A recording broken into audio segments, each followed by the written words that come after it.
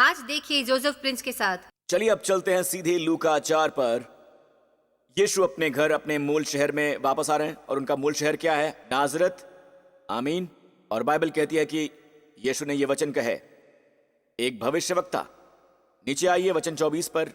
कोई भविष्यवक्ता अपने देश में मान सम्मान नहीं पाता। एक और जगह पर वो कहते हैं, एक भविष्यवक्ता बिना आदर सम्मान के नहीं होता है, उसका सम्मान होता है सिवाय अपने देश में। तो यहां पर हैं यीशु अपने घर के शहर में, और फिर उन्होंने ये कहा, मैं तुमसे सच कहता हूं कि एलिय्याह के दिनों में जब 3.5 वर्ष तक आकाश बंद रहा, 3.5 वर्ष तक आकाश बंद रहा, यहां तक कि सारे देश में बड़ा अकाल पड़ा, तो इजराइल में बहुत सी विधवाएं थी, पर एलिय्याह उनमें से किसी के पास नहीं भेजा गया, केवल सैदा के सारफत में एक विधवा के पास। अब ये क्षेत्र सैदा और टायर वो महान सिकंदर के द्वारा बनाए गए थे। ये अन्य जातियों का बहुत ही मशहूर शहर है। दरअसल एक समय तो टायर समुद्र में अंदर तक था और सैदा यहाँ तक था। आपको इसे पार करना पड़ता था एक विशेष तट के मार्ग से, जो अब तबाह हो गया है। आप इसके अवशेष पाएंगे, पर महान सिकंदर ने इसे बनाया था और ये बहुत ही चहल पहल वाला शहर बन गया। पर ये इजराइल नहीं है, इजराइल का उत्तर है, ये अन्य जातियों का स्थान है। और यहाँ ही इजराइल के भविष्यवक्ता एलिय्याह को जाने को कहा गया था। और अब बाइबल कहती है, तो एलिय्याह के जमाने में बहुत सी विधवाएं थीं, फिर भी इस पर भविष्यवक्ता की सेवकाई का लाभ किसे प्राप्त हुआ? वो कौन थी जिसे ये सुविधाएं दी गईं जो उसके मुंह से निकली थी? आमीन। उसने सिरफत की विधवा से कहा, जो इजरायली भी नहीं है। उसने उसे कहा कि देख, तेरे घर में आटे का बर्तन, जी हां, आटे का बर्तन कभी भी खत्म नहीं होगा, और वो तेल की कुप्पी जो तेरे पास है, आमीन, वो तेल की कुप्पी मशहूर हो जाएगी और एक स्टार बन जाएगी। नाम होगा टॉम। ओके, कोई बात नहीं, मैं बस देखना चाहता था कि आप ध्यान दे रहे हैं कि नहीं। खैर, तेल की कुप्पी, ठीक है, कभी खत्म नहीं होगी। तो आटे का बर्तन कभी खत्म नहीं होगा और तुम्हारी तेल की कुप्पी कभी खत्म नहीं होगी। और मैं बस आपको ये बताना चाहूंगा, ये एक घर के लिए पूरी रसद है। कल्पना कीजिए, आपके पास आटा है रोटी बनाने के लिए, आपके पास तेल है, अभिषेक का तेल, और वो अपने दिए के लिए तेल का इस्तेमाल करते हैं, वो उनकी इलेक्ट्रिसिटी है। इतना ही नहीं, उनके भोजन के लिए भी है ऑलिव ऑयल, जिसका मैं सुझाव देता हूं कि आप उसे खाना बनाइए, वो स्वास्थ्यवर्धक है। आमीन, प्रभु की स्तुति हो। आमीन। और लाभ किसे मिला? सिराफत की इस महिला को, और वो यहूदी भी नहीं है, वो अन्य जाति की है। तो सबसे पहले हमारे पास है रसद का चमत्कार। कहिए रसद। आमीन। अगला है चंगाई का चमत्कार। आमीन। तो यहां यीशु कहते हैं कि बहुत से कोढ़ी, कहिए बहुत से कोढ़ी, थोड़े नहीं, वहां बहुत से कोढ़ी थे। कहां? इजराइल में। एलीशा भविष्यवक्ता के समय इजराइल में बहुत से कोढ़ी थे। तो एलीशा भविष्यवक्ता के समय में वहां बहुत ही ज्यादा कोढ़ी थे, जैसे कि एलिय्याह के जमाने में बहुत सी विधवाएं थीं। तो एलीशा के जमाने में बहुत सारे कोढ़ी थे। बहुत से कोढ़ी, उन्हें किसकी जरूरत है? चंगाई की, शुद्धता की। और उनमें से कोई भी शुद्ध नहीं किया गया, उनमें से कोई भी इजराइल में शुद्ध नहीं किया गया, सिवाय नामान सूर्यानी के। और इसलिए जब यीशु ने कोढ़ी को छुआ तो वो बिल्कुल चंगा हो गया। व्यवस्था के अधीन अगर आप कोढ़ी को छूते हैं तो आप अशुद्ध हो जाते हैं, आप भी अशुद्ध हो जाते हैं। अनुग्रह के अंतर्गत यीशु जो शुद्ध हैं वो अशुद्धों को शुद्ध करते हैं। अनुग्रह आ गया है। आमीन। और तब भी उन्हें पता था कि कोढ़ और अंधापन केवल मसीह ही चंगा कर सकता है। तो इजराइल में कोढ़ी शुद्ध नहीं किए गए, वो मसीह के आने का इंतजार कर रहे थे। केवल एक चमत्कार हुआ, कोढ़ को शुद्ध किया गया सीधे परमेश्वर द्वारा एक अन्य जाति के मनुष्य को। और यहां तक कि एलीशा ने भी उसे छुआ नहीं, वो उससे मिलने भी नहीं गया। एलीशा कहता है, जब उसे नमान की खबर मिली, उस सीरियाई की, एक सीरियाई सेनापति जो कि चंगा होना चाहता है, राइट? नमान कहता है, तो एलीशा ने क्या कहा? जाओ खुद को यरदन नदी में 7 बार डुबो, 7 बार, और तुम शुद्ध हो जाओगे। वो बाहर जाकर उसे छू नहीं सकता, क्योंकि वो तेज किसी और के लिए रखा गया है जो उससे ज्यादा महान है। आमीन। यीशु को नदी की जरूरत नहीं है, उनका वचन और उनका स्पर्श ही काफी है। पर एलीशा मालिक नहीं है, वो तो सेवक है। तो वो कहता है कि यरदन नदी पर जाओ, और उसने खुद को 7 बार डुबोया। क्या हुआ? उसका शरीर यीशु की त्वचा की तरह शुद्ध हो गया। इसके लिए मैं प्रभु पर विश्वास करता हूं, और हर बार जब मैं पढ़ता हूं तो कहता हूं, प्रभु ये नमान के लिए कर सकते हैं जो एक सीरियाई है और शायद एक बूढ़ा आदमी है, तो आप मेरे लिए भी कर सकते हैं। आमीन। मैं अन्य जाति का हूं, प्रभु की स्तुति हो। आमीन। तो ये लीजिए, ये एक चमत्कार है। कहे किसका? चंगाई का या रसद का? चंगाई का। गुड। तो जितने आराधनालय में गए थे, अब यहां ही वो आपे से बाहर हो गए। ये बातें सुनते ही जितने आराधनालय में थे वो सब के सब क्रोध से भर गए थे। वो गुस्से में थे, गुस्सा भरा था उनके अंदर। क्रोधित होना एक बात है, क्रोध से भरा होना दूसरी बात है। आप पर जुनून छा चुका होता है, आप बहुत क्रोधित होते हैं, ये आपके आंखों में होता है, आप दांत पीसते हैं। और उन्होंने यीशु की ओर देखा, वो उसे मारना चाहते थे, यही उनकी योजना थी। और उठकर उसे नगर के बाहर निकाला और जिस पहाड़ पर उनका नगर बसा हुआ था उसकी चोटी पर ले गए ताकि उसे वहां से नीचे गिरा दें। और मैं वहां जा चुका हूं जहां पर नाजरत का शहर इस तरह से जाता है और वहां एक बहुत बड़ी गहराई है, बहुत ही लंबी खाई है। तो उनकी योजना थी उसे वहां से फेंकने की, बिल्कुल नीचे। वो इतना क्रोधित क्यों हो गए थे? वो इतना क्रोधित क्यों थे? चलिए देखते हैं कि क्या हुआ था। बाय द वे, मैं आपका तनाव कम करना चाहता हूं। क्या यीशु को नीचे गिरा दिया गया था? देखिए वो कैसे इन सब से गुजरा। कैसे? बाइबल कहती है जिस पहाड़ पर उनका नगर बसा हुआ था उसकी चोटी पर ले चले कि उसे वहां से नीचे गिरा दें। भीड़ के बीचों बीच में से, कल्पना कीजिए आसपास भीड़ है, वो भीड़ का विरोध नहीं कर सकते। वो उसे कगार तक धकेलते हुए लेकर गए और फिर उन्होंने ये किया। पर वो उससे निकलकर चले गए लाल सागर की तरह। मुझे लगा था शायद उन्होंने लाल सागर को खोला था, उन्होंने रास्ता खोला और वो उससे निकलकर चले गए और कोई उन्हें छू न सका। और आप जानते हैं क्या? उस पूरे अभिषेक के साथ उन्हें उस हर एक को चंगा करना था जो शहर में बीमार था। वो उनसे लड़े नहीं, उन्हें श्राप नहीं दिया, बस आगे चले गए। अनुग्रह यही करता है। आपको ये नहीं चाहिए, वो आपसे जबरदस्ती नहीं करेगा। वो बस किसी ऐसे की तरफ चले जाएंगे जो इसे ग्रहण करना चाहता है। आप जानते हैं कि आप इसे ग्रहण कैसे करते हैं? जब आप इसके योग्य ना हो तो आपको अनुग्रह द्वारा दिया जाता है। अनुग्रह के द्वारा दिया जाता है। रसद अनुग्रह द्वारा दी जाती है जब लोग इसके योग्य भी नहीं होते हैं। आमीन। नामान इस योग्य नहीं था, वो अन्य जाति का था। इसहाक, अब्राहम और याकूब के परमेश्वर के साथ उसका नाम नहीं है। इज़राइल की वाचा पर उसका कोई दावा नहीं है, कोई दावा नहीं है, उसका कोई भी दावा नहीं है, बिल्कुल भी नहीं। वो परमेश्वर की दया और अनुग्रह पर निर्भर है। ये नामान की अच्छाई के कारण नहीं हुआ कि उसे चंगाई मिली। ये सिर्फत की उस विधवा औरत की नेकी के कारण नहीं हुआ जिसे रसद मिली। ये प्रभु की अच्छाई थी। आमीन। ये यीशु थे जिन्होंने ये सब चीजें उपलब्ध कराई। ये अब व्यक्तिगत रूप में नासरत में है और वो रसद प्राप्त कर सकते थे, वो चंगाई प्राप्त कर सकते थे, क्योंकि वो जिसने उन्हें चंगाई दी है और उन्हें रसद दी है वो उनके बीच है। पर वो उससे वंचित रहे, वो उससे वंचित रहे। आमीन। तो क्या आप ये दो चीजें देख सकते हैं? और फिर भी कलीसिया लड़ रही है, वो लड़ रहे हैं। और आप जानते हैं कि कलीसिया लड़ रही है रसद और चंगाई की धारणा से। आमीन। पर मैं नहीं मानता कि परमेश्वर चाहते हैं कि आप भौतिकतावादी हैं। बाइबल इसी के ही विरुद्ध है। बाइबल लालच के विरोध में है, यानी पैसे के प्रेम के विरोध में है। ये पैसे के विरुद्ध बिल्कुल भी नहीं है। मुझे अच्छी आमीन मिल सकती है और आप पैसे के प्रेमी हो सकते हैं पूरे दिन पैसे के बारे में सोचते हुए, फिर भी आपकी जेब में पैसा नहीं होता है, ना तो आपके पास में और ना ही आपके बैंक में, पर आप पैसे के बारे में सोच रहे हैं। यही पैसे का प्रेम है। तो अमीर लोग भी पैसे से प्रेम कर सकते हैं, बेशक कर सकते हैं, पर इसका मतलब यह नहीं है कि परमेश्वर उन लोगों के विरुद्ध हैं जो कि अमीर हैं। क्या परमेश्वर चाहते हैं कि आप समृद्ध हो? 3 यूहन्ना 2। हे प्रिय, मेरी ये प्रार्थना है कि जैसे तू आत्मिक उन्नति कर रहा है वैसे ही तू सब बातों में उन्नति करे और भला चंगा रहे। तो वो चाहते हैं कि आपका प्राण और आपकी आत्मा उन्नति करे, है ना? आमीन। नहीं पास्टर प्रिंस, ये आत्मिक उन्नति है। नहीं नहीं नहीं, ये इसी में आती है, ये सब उसी में आ जाता है जब तू आत्मिक उन्नति करता है।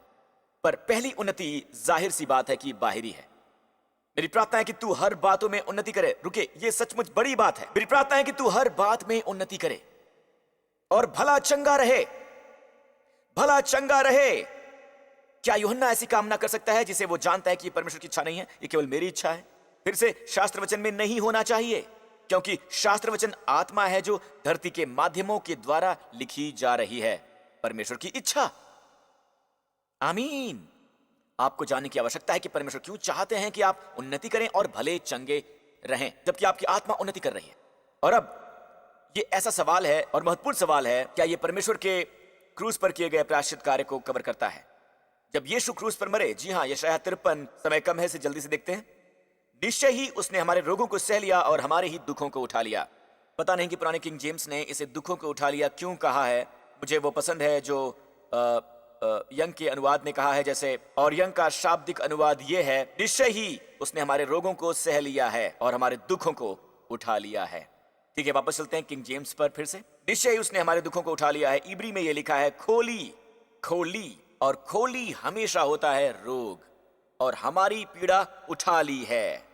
माकोव, माकोव, माकोव है पीड़ा। चलिए अब इसे हम इब्रानियों पर ही बहस नहीं करते हैं। चलिए तब देखें जब ये वचन नए नियम में लागू हुआ है। ओके, कहा जाए तो सुसमाचारों में कि ये पूरा हो सके, मत्ती 8, जो यशायाह भविष्यवक्ता ने कहा था, ये कहते हुए यशायाह 53 का हवाला देते हुए, निश्चय ही उसने हमारे रोगों को सह लिया और हमारे दुखों को भी। ना सिर्फ दुखों को और परेशानियों को, उसने सह लिया हमारे रोगों को, उसने हमारी दुर्बलता ले ली। पास्टर प्रिंस, शायद ये आत्मिक दुर्बलता हो। संदर्भ है किंग, इस संदर्भ की ओर देखते हैं। जब संध्या हुई तब वो उसके पास बहुत से लोगों को लाए जिनमें दुष्ट आत्माएं थीं, और उसने उन आत्माओं को अपने वचन से निकाल दिया और बीमारों को चंगा किया। मैं बता दूं कि यीशु बहुत ही स्टाइलिश हैं। वो बस चलते हैं एक पागल भीड़ के बीचों बीच, एक मजमे में वचन कहते हैं और वो दुष्ट आत्माएं खत्म, बस एक वचन से। और आप सोचते हैं कि एवेंजर्स ही सबसे बड़े हीरोज होते हैं।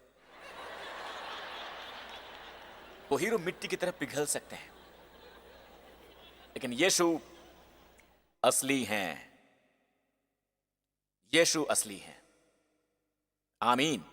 और इस संदर्भ की ओर देखिए, उसने उन आत्माओं को अपने वचन से निकाल दिया और सब बीमारों को चंगा किया। जो भी बीमार थे, उन सबको जो बीमार थे। बीमार यहां क्या है? शारीरिक बीमारी। और फिर वो हवाला देता है यशायाह 53 का, जिसका मतलब है ये संदर्भ क्या है? शारीरिक बीमारी। हाल ही में मैंने कुछ दिलचस्प पाया है और इसे बहुत लंबे अरसे से प्रचार करता रहा हूं। मैं 5 बलियों के बारे में उपदेश देता रहा हूं। होम बलि, अन्न बलि, मेल बलि, पाप बलि और अपराध बलि। 5 बलियां जिसके लिए मसीह की एक बलि है। पता है, उन सब बलियों में जो कि हम जानते हैं, पशु को लाया जाता है बाचा के तंबू में, मंदिर में, और वो यहां एक रग को ढूंढते हैं जहां एक तेज धार चाकू, याजक बस उसे काट देगा, या चढ़ाने वाले को यह करना होगा। कई बार याजक ये करता है या बलि चढ़ाने वाला, ये निर्भर करता है। वो इस रग को ढूंढेगा जो कि पीड़ा रहित होगा, और एक तेज वार करता है पीड़ा रहित। जानवर बेहोश हो जाता है और मर जाता है, और फिर उसे चढ़ाया जाता है। ये क्रूस पर यीशु का चित्र है, राइट? क्या मैंने सही कहा? पर यीशु पीड़ा रहित नहीं थे। वो सभी बलियां जो इजराइल में चढ़ाई गई, उन्होंने उसे बहुत दया से चढ़ाया। यहां तक कि यहूदी भी बताते हैं कि कौन सी रग चुननी है। बड़े बड़े बैलों की भी एक खास रग होती है। वो उन्हें बेहोश करते हैं, इससे पहले वो उन्हें मारे, या फिर उन्हें होम बलि की वेदी पर उन्हें चढ़ाएं। पर यीशु को कोड़े मारे गए। हो सकता है 40 - 1 39 बार। आपको पता है कि इससे आपकी पीठ का क्या हाल होता है? जब धातु के कांटे और पीसा हुआ शीशा, हुक्स और कीले लगा हुआ वो कोड़ा, बस एक कोड़ा, वो आपके शरीर से लिपट जाता है। ऐसा नहीं कि जैसे आपको खिलौने से मारा गया है, जिसे हम छड़ी कहते हैं। ये कुछ ऐसा है जो आपके शरीर के गिर्द लिपट जाता है, उसे झटका देते हैं और मांस निकल जाता है, बस एक बार में।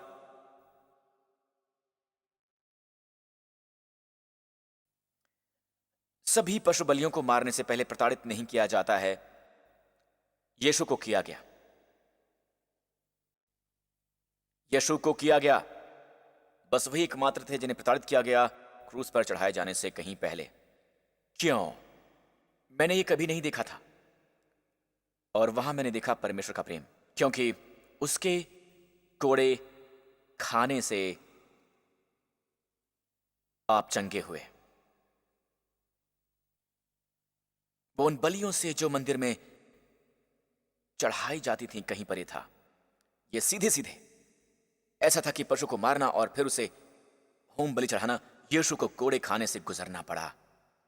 यह पिलातुस की ओर से की गई गलती बिल्कुल नहीं थी, परमेश्वर की शासकीय इच्छा थी।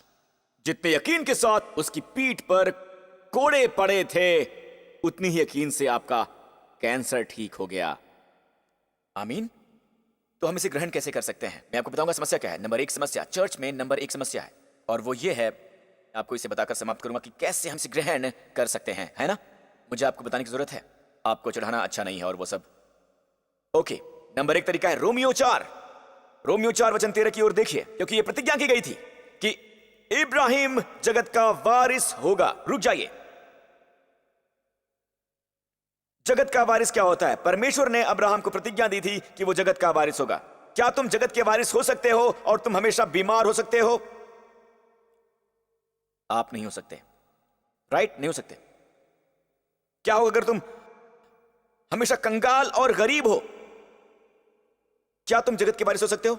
नहीं, तुम नहीं हो सकते, है ना? तो वो सब कम आशीषें जो इस प्रतिज्ञा में हैं, जगत का वारिस होने के लिए, वो सब प्रतिज्ञा इसमें है। तो ये प्रतिज्ञा कि इब्राहिम जगत का वारिस होगा, तुम किसी भी आशीष का नाम ले सकते हो, ये सब जगत के वारिस में है। क्योंकि ये प्रतिज्ञा कि वो जगत का वारिस होगा, न इब्राहिम को और न ही उसके वंश को व्यवस्था दी गई है। ये मत भूलिए, गलातियों में हमें बताया गया है तुम क्या हो? अब्राहम के वंशज हो। क्योंकि प्रतिज्ञा कि वो जगत का वारिस होगा न अब्राहम को न उसके वंशज को व्यवस्था द्वारा दी गई थी, परंतु विश्वास की धार्मिकता के द्वारा मिली हुई थी। विश्वास की धार्मिकता। चलिए अब हम पहले के 2 उदाहरणों पर आते हैं जो यीशु ने नाजरत में इस्तेमाल किए थे। इज़राइल क्यों नहीं ग्रहण कर सकता? वो अपनी आज्ञाकारिता की ओर देखने में बहुत व्यस्त थे, व्यवस्था की ओर देखने में बहुत ही व्यस्त थे। वो चंगाई प्राप्त करने की कोशिश कर रहे थे उसके योग्य हो करके, जबकि अन्य जातियां वो किसी भी चीज के योग्य नहीं थे। वो ये जानते हैं, और वो जैसे ही उन्होंने उद्धारकर्ता की ओर देखा, राहाब की तरह धर्मी ठहराए गए। राहाब की तरह।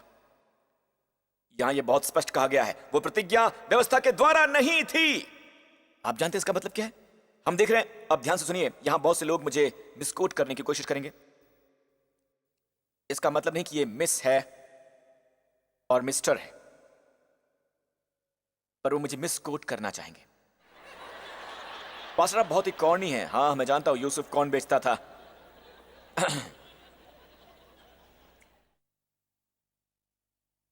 बाइबल हमें बताती है कि आज्ञाकारिता महत्वपूर्ण है, पर हमारे पास आज्ञाकारिता है जो कहलाती है विश्वास की आज्ञाकारिता। बाइबल कहती है कि कौन है जो आपके लिए रुकावट डालता है कि आप सत्य की आज्ञा न माने। सत्य की आज्ञा मानना क्या है? बाइबल सुसमाचार के बारे में कहती है, सुसमाचार का प्रचार विश्वास की आज्ञाकारिता के लिए। विश्वास की आज्ञाकारिता क्या है? धर्मी विश्वास के प्रति आज्ञाकारिता। धर्मी विश्वास उत्पन्न करेगा धर्मी जीवन। सत्य की आज्ञाकारिता, विश्वास की आज्ञाकारिता पूरा धर्मी जीवन के बारे में ही है। नहीं, सॉरी, विश्वास, राइट, वो उत्पन्न करता है धर्मी जीवन। क्या मैंने सही कहा? पर कलीसिया प्रचार करती है धर्मी जीवन का, धर्मी जीवन का, धर्मी जीवन का। यह व्यवस्था है, ये व्यवस्था का सिद्धांत है। यदि मैं व्यवस्था का पालन करता हूं और मैं धर्मी जीवन जीता हूं तो परमेश्वर मुझे आशीष दें, है ना? गलत। क्योंकि जिस पल आप व्यवस्था के अधीन होते हैं, ऑलराइट, आप श्राप के अधीन आ जाते हैं।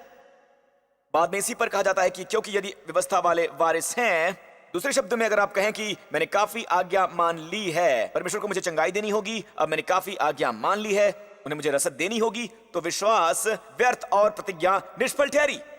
और वो प्रतिज्ञा कि वो संसार का वारिस होगा, उसका कोई भी प्रभाव नहीं होता है। विश्वास का तर्क क्या है? दूसरे शब्दों में, जिस तरह आप ग्रहण करते हैं वो ऐसा है, स्वीकार करते रहो, मैं मसीह में परमेश्वर की धार्मिकता हूं। मसीह मेरे पाप द्वारा क्रूस पर पाप बनाया गया ताकि मैं उसमें परमेश्वर की धार्मिकता बनाया जा सकूं। उस परमपिता परमेश्वर में मुझे अच्छी अमील मिल सकती है। स्वीकार करो, मैं मसीह में परमेश्वर की धार्मिकता हूं। इसे फिर से कहो, जितना ज्यादा आप कहेंगे उतना ज्यादा आप इसे स्वीकार करेंगे। सोचिए क्या होगा, आप बिना किसी यत्न के ही वारिस बनेंगे। और दूसरा तरीका यह है, ऑलराइट, मैं ये नहीं कह सकता क्योंकि मैंने वो नहीं किया है, मैंने वो गलत किया है, मैंने वो गलत किया है। तुम्हें पता नहीं कि मैंने जीवन में क्या गलत किया है। और पता है आपको क्या होगा फिर? तुम खुद को अयोग्य ठहराओगे। परमेश्वर आपको अयोग्य नहीं ठहराते हैं। जब आप कहते हैं कि मैं मसीह में परमेश्वर की धार्मिकता हूं, इसी तरह से ही प्रतिज्ञा फलदायी होगी। क्या मुझे अच्छी आमीन मिल सकती है चर्च? चलो भी, यीशु की स्तुति हो। Hallelujah, hallelujah. तो यहां से जाते हुए स्वीकार करते जाओ, मुझे परवाह नहीं कि आपकी क्या जरूरत है, बस स्वीकार करो कि मैं मसीह में परमेश्वर की धार्मिकता हूं। तो शैतान का नंबर 1 हथियार क्या होगा? उसका नंबर 1 हथियार क्या होगा? आप पर आरोप लगाना, दोषारोपण करना, आपके भाइयों पर दोष लगाना। वो आपको रोकेगा ये जान लेने से कि आप मसीह में परमेश्वर की धार्मिकता हैं। अगर आप इसे जान लें अपने अंदर ही, वो कोशिश करेगा कि आप इसे दिमाग में ही ये मान लें और साथ ही अपने दिल में भी ये बात मान लें। इसलिए विश्वास की धार्मिकता पर एक ही उपदेश सुनना काफी नहीं है। क्या आपको जरूरत है? आप सुनते जाएं, आप सुनते जाएं, आप सुनते जाएं, क्योंकि ये विश्वास की धार्मिकता है और विश्वास को खिलाए जाने की आवश्यकता है, परमेश्वर का वचन। इसलिए आप सुनते रहिए। आमीन। तो हे प्रिय, मेरी ये प्रार्थना है कि तू जैसे आत्मिक उन्नति कर रहा है, वैसे ही तू सब बातों में उन्नति करे और भला चंगा रहे। यीशु की स्तुति करो।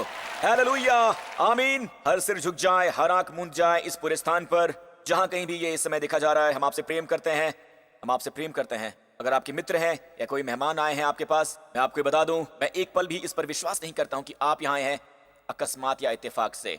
मैं ऐसा नहीं मानता। मेरा मानना है, मैं मानता हूं कि परमेश्वर ने आपके कदम यहां निर्देशित किए हैं। आपका शायद यहां आने का दिल चाहा हो या आपके मित्र ने आपको निमंत्रण दिया है, और ये परमेश्वर हैं जो सब बातों का संचालन करते हैं। वो आपसे प्रेम करते हैं मेरे दोस्त। बाइबल कहती है आकाश के नीचे कोई और दूसरा नाम नहीं है जहां पर कि हम उद्धार पा सकें, या हमें जहां उद्धार पाना चाहिए, पर सिवाय यीशु के नाम पर। परमेश्वर का वचन कहता है, क्योंकि परमेश्वर ने जगत से ऐसा प्रेम किया है कि उसने अपना इकलौता पुत्र दे दिया है, और जो उस पर विश्वास करता है उसका नाश ना हो बल्कि वो अनंत जीवन पा सके। इसी वक्त मेरे साथ ये प्रार्थना करो। अगर आप चाहते हैं कि यीशु आपके जीवन में आए, तो अपने दिल में ये कहें, कहिए, हे स्वर्गीय पिता, मेरे प्रभु यीशु मसीह कितना शानदार वरदान है। वो मेरे पापों के कारण क्रूस पर मरे और मुर्दों में से जी उठे बिना मेरे पापों के। मैं आपका धन्यवाद करता हूं कि आज जैसे आप उन्हें देखते हैं वैसे आप मुझे देखते हैं। मैं उनमें हूं और मैं मसीह में परमेश्वर की धार्मिकता हूं, क्योंकि यीशु मसीह मेरा प्रभु है, मेरा उद्धार करता है। धन्यवाद पिता, मैं अत्यधिक धन्य हो गया हूं, अत्यधिक अनुग्रहित और अत्यधिक प्रेम प्राप्त यीशु के नाम पर। और सब लोगों ने कहा आमीन। इसी समय अपने पांव पर खड़े हो जाइए, प्रभु की स्तुति हो। अपने हाथ ऊपर उठाइए इस जगह पर। एक चीज जो परमेश्वर हमें देते हैं वो है सुरक्षा, और भजन 91 पूरी सुरक्षा के विषय में ही है। अगर परमेश्वर नहीं चाहते कि हम सुरक्षित रहें, तो उन्होंने हमें इतना सुंदर वचन ना दिया होता भजन 91 में। तो इस पूरे स्थान पर अपना हाथ ऊपर उठाइए दोस्तों। प्रभु चाहते हैं कि आप सुरक्षित रहें, और ये दुनिया पागल होती जा रही है। कई तरह के पागलपन आप देख सकते हैं। यहाँ तो उड़ना भी सुरक्षित नहीं है, या कुछ जगहों पर जाना भी सुरक्षित नहीं है। आप नहीं जानते हैं कि कब कौन सा हादसा होगा, एक प्राकृतिक आपदा या फिर पागल आतंकवादी या कुछ भी। बात यह है, परमेश्वर चाहते हैं कि आप सुरक्षित रहें। अपने हाथ ऊपर उठाइए। हर जगह जहां आप ये देख रहे हैं, प्रभु आपको आशीष दें। पिता अब्राहम की आशीषों से इसे ग्रहण करें यीशु के नाम पर, और प्रभु आप पर रखें, आपको सलामत रखें। प्रभु आपको सुरक्षित रखें। इस पूरे सप्ताह आपको, आपके परिवार को हर एक हानि से वो आपको सुरक्षित रखें, आपको सलामत रखें। हर खतरे से, दुर्घटना से, हर बीमारी से, हर संक्रमण से, अंधकार की सभी शक्तियों से बचाएं। प्रभु यीशु मसीह के नाम पर प्रभु आपको अनुग्रहित करें, महान अनुग्रह दें। जहां कहीं भी आप जाएं, आप सही समय पर सही जगह पर होंगे, आप और आपके परिजन। और परमेश्वर आपको हर जिस किसी से आप मिलें अनुग्रह प्रदान करें, और जिनसे आपको अनुग्रह प्राप्त नहीं है, उनसे प्राप्त होना नहीं था, आपको उनकी जरूरत नहीं है। परमेश्वर प्रदान करें आपको और आपके परिवारजनों को शालोम, स्वास्थ्य, शांति और सलामती यीशु मसीह के नाम पर, जो हमारे प्रभु और उद्धार करता है। और सभी लोगों ने कहा आमीन। परमेश्वर आपको आशीष दे। हम फिर से मिलेंगे। परमेश्वर के भवन में रहना काफी अच्छा लगा। आमीन।